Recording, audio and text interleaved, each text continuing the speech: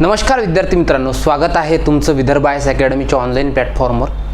आजचा हा तुमचा जो व्हिडिओ बनवला आहे हा एक तुमच्यासाठी इन्फॉर्मेटिव्ह व्हिडिओ आहे की समाज कल्याण, ठीक आहे, समाज कल्याणच्या संदर्भात गृहप्रमुख असेल, सहाय्यक आयुक्त असेल आणि त्यानंतर गट ब अधिकारी असेल, सो याच्या संदर्भात जी जाहिरात आयोगाने प्रसिद्ध केली आहे त्या जाहिरातीच्या संदर्भात विद्यार्थ्यांच्या मनात जे शंका आहेत त्या शंकांचं निरसन आपण या ठिकाणी करणार आहोत।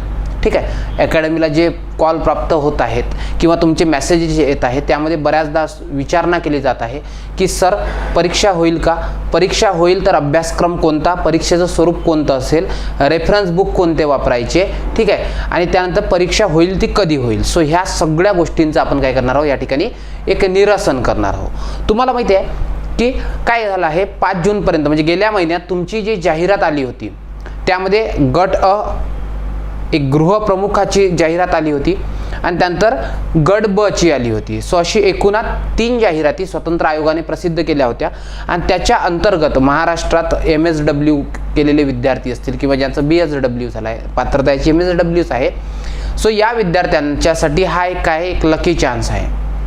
ठीक आहे, तुम्ही कोणत्याही प्रकारचे ग्रॅज्युएट असाल तर चालेल, ठीक आहे, आणि त्यानंतर तुम्हाला काय MSW ची ही पात्रता त्या ठिकाणी धारण करावी लागते।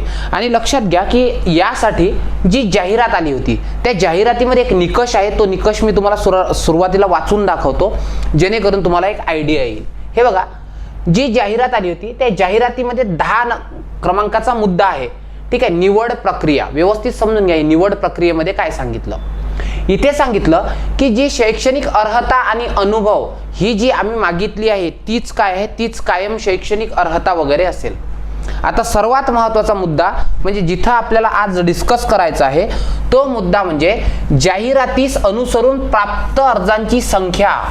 बघा, लक्ष द्या, जर या जाहिरातीसाठी अर्जांची संख्या ही जर वाजवीपेक्षा जास्त प्रमाणात असेल, ठीक आहे, आयोगानुसार वाजवी प्रमाणात जास्त असेल तर आयोग काय करेल, आयोगाला जर वाटत असेल की बाबा इथं सर्व उमेदवाराच्या मुलाखती घेणं सोयीस्कर नाहीत आणि अर्जांची संख्या खूप जास्त झाली आहे, अशा वेळेस आयोग काय करू शकते, आयोग या ठिकाणी चाळणी परीक्षा घेऊ शकते।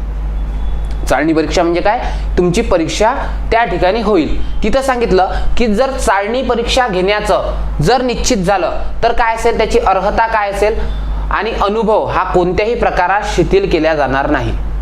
चाळणी परीक्षेचा अभ्यासक्रम जो आहे, परीक्षेचं माध्यम आहे आणि इतर बाबी ह्या संकेतस्थळावर नव्यानं प्रसिद्ध करण्यात येतील, ठीक आहे। आणि तुमची जी चाळणी परीक्षा आहे आणि तुमची मुलाखत आहे अशा दोन्ही गोष्टी आम्ही कन्सिडर करू। म्हणजे बघा, आयोगाने काय सांगितलं होतं, जर आम्हाला अर्ज मोजकेच प्राप्त झाले आणि आम्हाला वाटलं की आम्ही जाहिराती घेऊ शकतो तर आयोग काय करेल, फक्त जाहिराती घेईल आणि जाहिरातीच्याच गुणांवर तुम्हाला त्या ठिकाणी नियुक्ती देईल। आणि दुसरं असं सांगितलं की जर बाबा मग या ठिकाणी जर अर्जांची संख्या जर जास्त झाली तर आम्ही आधी चाळणी परीक्षा घेऊ आणि त्याच्यानंतर काय करू, त्याच्यानंतर आम्ही मुलाखत घेऊ आणि मुलाखतीमध्ये किमान 41% आणि त्यापेक्षा जास्त गुण तर तुम्हाला घ्यावेच लागतील असं सांगितलं। मग सर आता आम्ही काय समजायचं, या ठिकाणी आयोगाला तेवढे अर्ज प्राप्त झालेत की नाही झालेत, ठीक आहे। सो RTI द्वारे एक माहिती उघड झाली, ती माहिती मी तुमच्या समोर प्रसिद्ध करतोय। हे बघा की या ठिकाणी गट अ आणि गट ब याच्यामध्ये प्राप्त झालेल्या अर्जांची संख्या तुम्हाला पुढील प्रमाणे दिसतं। गट या पदासाठी, ठीक आहे, जी प्राप्त झालेल्या अर्जांची संख्या आहे ती एकूणात आहे 5836 आणि गट ब साठी जी झाली आहे ती झाली आहे 35361। म्हणजे तुमच्या दोन्ही गोष्टी लक्षात आल्या असतील की आयोग इतक्या लोकांच्या मुलाखती घेऊ शकत नाही। घेईल का मला सांगा बरं, 35361 लोकांच्या मुलाखती आयोग घेऊ शकतं का, ठीक आहे। सो त्याच्यामुळे यामध्ये परीक्षा होणं अनिवार्य आहे, ठीक आहे, यामध्ये परीक्षा होईलच।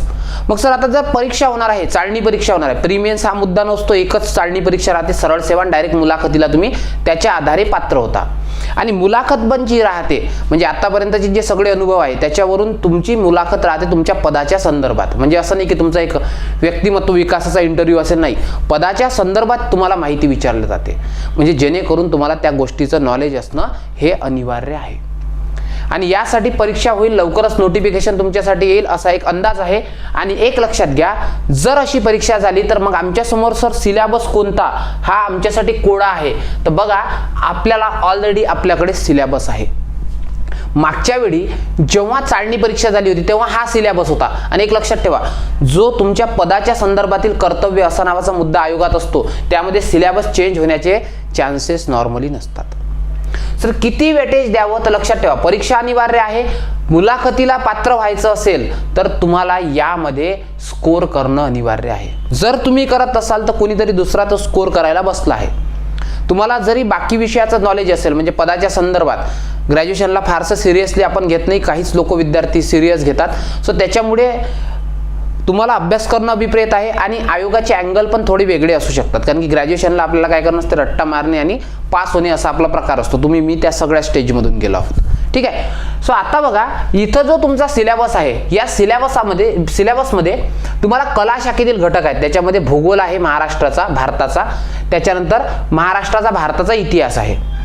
त्यानंतर भारतीय राज्यव्यवस्था आणि ग्राम प्रशासन, म्हणजे तुम्हाला समजलं का की तुम्हाला काय पॉलिटी आहे, तुम्हाला जिओग्राफी आहे इंडियन अँड त्या ठिकाणी इंडियन जिओग्राफी आणि तुमची जी जिओग्राफी आहे महाराष्ट्राची ती. त्याच्यानंतर तुम्हाला हिस्ट्री पण आहे महाराष्ट्र ॲज वेल ॲज, ठीक आहे, ॲज वेल ॲज इंडिया. सो दोन्ही आहेत. त्यानंतर तुमचा जो पर्टिक्युलर विषय आहे विज्ञान आणि अभियांत्रिकी, आणि जर तुम्हाला वाटत असेल हा सायन्स अँड टेक आहे तर नाही, याला सोशल ॲस्पेक्टनं सायन्स अँड टेक आहे. ठीक आहे. आणि त्याच्यामध्ये बऱ्याच साऱ्या गोष्टी त्या ठिकाणी दिलेल्या आहेत. त्यानंतर मुद्दा क्रमांक 3 आहे ज्यामध्ये तुम्हाला वाणिज्य आणि अर्थव्यवस्था, म्हणजे पूर्ण अर्थव्यवस्था शिकायची नाही, त्यामध्ये ज्या तुम्हाला गोष्टी दिल्या आहेत ज्याच्या संदर्भात तुम्ही पदावर गेल्यानंतर तुमचा ज्या विषयाशी निगडीत आहेत तो सिलेबस इथे दिला आहे. त्यानंतर सर्वात मोठा पोर्शन आहे तो म्हणजे समाज कल्याण अध्ययन. त्याच्यातले 2 महत्त्वाचे मुद्दे असतील तर समाज कल्याण अध्ययन आणि हा तुमचा जो आहे, ठीक आहे, विज्ञान आणि अभियांत्रिकी. सो याला जो आहे ना, आता गेलेल्या ज्या प्रश्नपत्रिका तुम्ही बघितल्यात तुम्हाला वेटेज मोठ्या प्रमाणात दिसतो. ठीक आहे. त्यानंतर इथे तुम्हाला एक मुद्दा दिसतो जागतिक तसेच भारतातील चालू घडामोडी. आता एक लक्षात ठेवा, जर तुम्हाला वाटत असेल सर यासाठी बुक लिस्ट कोणती वापरायची, तर मी आधी बोलतो याच्यासाठी कोणतीही बुक लिस्ट महाराष्ट्रात अवेलेबल नाही आणि कोणी पुस्तक काढेल याचंही धाडस करताना कोणी दिसणार नाही.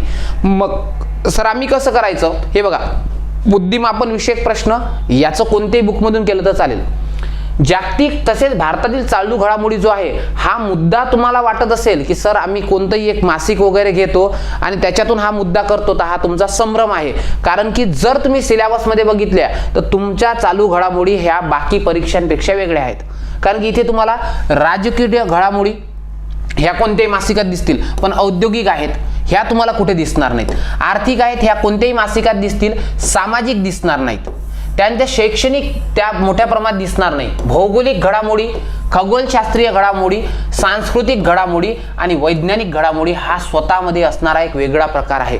हा तुम्हाला महाराष्ट्रातल्या कोणत्याही कुठे दिसणार नाही, कोणत्याही मॅगझिनमध्ये अवेलेबल दिसणार नाही. सो तुम्हाला चालू घडामोडीची तयारी जी आहे ना ही वेगळ्या अँगलनं करावी लागेल आणि ते तुमच्यासाठी अनिवार्यता आहे. लक्षात ठेवा, यासाठी तुम्ही कोणतंही एक बुक वापरलं चालते. सर यासाठी कोणतं बुक वापरलं, तर यासाठी कोणतंही एक पर्टिक्युलर बुक तुमच्यासाठी बनलेलं नाही. ओके. समाज कल्याण अध्ययनचा जो मुद्दा आहे, या समाज कल्याण अध्ययनच्या मुद्द्याच्या संदर्भात के सागर असेल किंवा इतर प्रकाशनाची तुम्हाला बुक्स त्या ठिकाणी अवेलेबल झालीच असतील, किंवा ज्यांचा सोशिओलॉजी वगैरे ऑप्शनल आहे ते लोक ते चांगल्या प्रकारे शिकू शकतात UPSC वगैरेला. ओके. त्यानंतर वाणिज्य आणि अर्थव्यवस्था हा जो मुद्दा आहे हा मुद्दा तुम्हाला मुद्दा क्रमांक 1 हा तुम्हाला भारताची आणि महाराष्ट्राची आर्थिक पाहणी यातून करावा लागत असतो. त्यानंतर किंमत वाढ आणि हा कोणत्याही एका पुस्तकात अवेलेबल होतो. शासकीय अर्थव्यवस्था हा मुद्दा जो आहे ना हा लेखा आणि लेखापरीक्षण हा वेगळ्या ॲस्पेक्टमध्ये येतो. ठीक आहे. आणि हा राष्ट्रीय विकासात सरकारी सहकारी ग्रामीण बँका हा बँकिंगपेक्षा थोडासा व्यतिरिक्त फॅक्टर तुम्हाला दिसतो. त्यानंतर तुम्हाला या ठिकाणी विज्ञान व अभियांत्रिकी हा जो मुद्दा आहे हा पण ज्याचा जिओग्राफी ऑप्शनल सोशिओलॉजी ऑप्शनल होता. सो असे लोक काय करू शकतात, त्याला चांगल्या प्रकारे घेऊ शकतात आणि हे विषय कॉमन आहेत. सो हे विषय त्या पद्धतीने शिकले तर तुम्हाला चांगल्या प्रकारे समजू शकतं. ठीक आहे. मग सर यावेळी आम्ही तयारीचं काय नियोजन करायला पाहिजे, तर एक लक्षात घ्या की तुमच्यासाठी ओके विदर्भ IAS अकॅडमीने काय केलं आहे की संपूर्णतः, ठीक आहे, संपूर्णतः फोकस असणारी आणि कट टू कट सिलेबस करणारी बॅच आहे समाज कल्याण अधिकारी गट अ आणि ब अशी बॅच आपण ऑलरेडी लॉन्च केली आहे आपल्या ॲपवर. सो यामध्ये तुम्हाला काय असतील, जे अधिकारी असतील हे अधिकारी काय करतील, तुम्हाला त्या विषयाच्या संदर्भात गाईड करतील. फॉर एक्झाम्पल की तुम्हाला इथं दिसेल की बुद्धिमत्ता विषय असेल त्या ज्ञानेश्वरी मॅडम बघतील, समाज कल्याण अध्ययनाच्या संदर्भात निलेश सर गाईड करतील, ठीक आहे, आणि हे त्या पदावर आता सध्या रुजू आहेत. त्यानंतर विज्ञान आणि अभियांत्रिकी श्रिया मॅडम कंप्लीट करतील, ज्यांचा UPSC ऑप्शनल हा सोशिओलॉजी होता आणि त्या विषयात त्या तज्ज्ञ आहेत. त्यानंतर महाराष्ट्राचा भूगोल सुप्रिया मॅडम घेतील. जो तुमचा वेगळा चालू घडामोडी आहे हा कोर्स मी स्वतः रेकॉर्ड केला आहे. त्यानंतर तुमचा ग्राम प्रशासन म्हणजे काय, ज्याच्यामध्ये ग्रामीण व्यवस्था आहे, 73वी घटना दुरुस्ती असेल, ग्रामपंचायती असतील, जिल्हा परिषद, पंचायत समिती, त्यातले छोटे छोटे पॉईंट्स जे तुमच्या अभ्यासाच्या दृष्टीने महत्त्वाचे आहेत. आणि महाराष्ट्राचा इतिहास, भारताची राज्य पद्धती, वाणिज्य अर्थव्यवस्था आणि भूगोल, भारताचा भूगोल, हे जे मुद्दे आहेत हे सागर सरांनी स्वतः कंप्लीट केलेले असतील. ठीक आहे, ही एक तुमच्यासाठी काय इंटिग्रेटेड बॅच तिथे अवेलेबल आहे. जर तुम्हाला इंटिग्रेटेड बॅच न लावता तुम्हाला स्पेशल बॅच लावायचे असतील, सो स्पेशल बॅच पण आपण काय केलं आहे तिथं अवेलेबल केले आहे. तुम्हाला प्रत्येक विषयाची स्वतंत्र बॅच दिलेली असेल. की जसं चालू घडामोडीचे मी तुम्हाला अँगल सांगितले की राजकीय, औद्योगिक, आर्थिक, सामाजिक, शैक्षणिक, भौगोलिक, खगोलशास्त्रीय, सांस्कृतिक आणि वैज्ञानिक, सो याच्या संदर्भात माझा इंडिव्हिज्युअल कोर्स तुम्हाला ॲपला अपलोड झालेला दिसेल. त्यासाठी तुम्हाला जस्ट काय करायचं आहे, ॲप डाउनलोड करायचा असेल आणि हा कोर्स तुम्हाला 399 मध्ये त्या ठिकाणी अवेलेबल करून दिला आहे. या व्यतिरिक्त जर तुम्हाला ग्राम प्रशासन, आणि हा सर्वात महत्त्वाचा मुद्दा आहे, हा कोर्स जर तुम्हाला जॉईन करायचा असेल तर त्या ठिकाणी तुम्हाला 299 मध्ये हा कोर्स आपल्या ॲपला अवेलेबल करून दिला आहे. सो अशा प्रत्येक विषयाच्या स्वतंत्र बॅचेस सुद्धा तुम्हाला अवेलेबल आहेत. सो तुम्ही एकतर इंटिग्रेटेड बॅचद्वारे तयारी करू शकता किंवा मग स्वतंत्र बॅचद्वारे तयारी करू शकता. आणि एक लक्षात ठेवायचं की जो व्यक्ती cut to cut syllabus cover up करेल, सो त्याची त्या ठिकाणी चान्सेस होण्याचे आहेत. यामध्ये तुम्हाला काय असेल, या बॅचच्या संदर्भात वैशिष्ट्य सांगतो.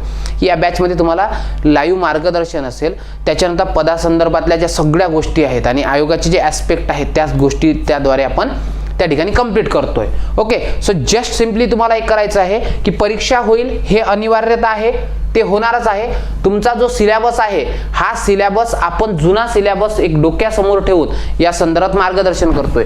आणि हा नवीनही सिलेबसमध्ये जर थोडेसे नव्याने इन्क्लूड झालेले मुद्दे असतील तर त्या संदर्भात आपण काय करूया, तिथे ते व्हॅल्यू ॲडिशन होतील. पण नॉर्मली सिलेबस चेंज होण्याचा बिलकुल चान्सेस नाहीत.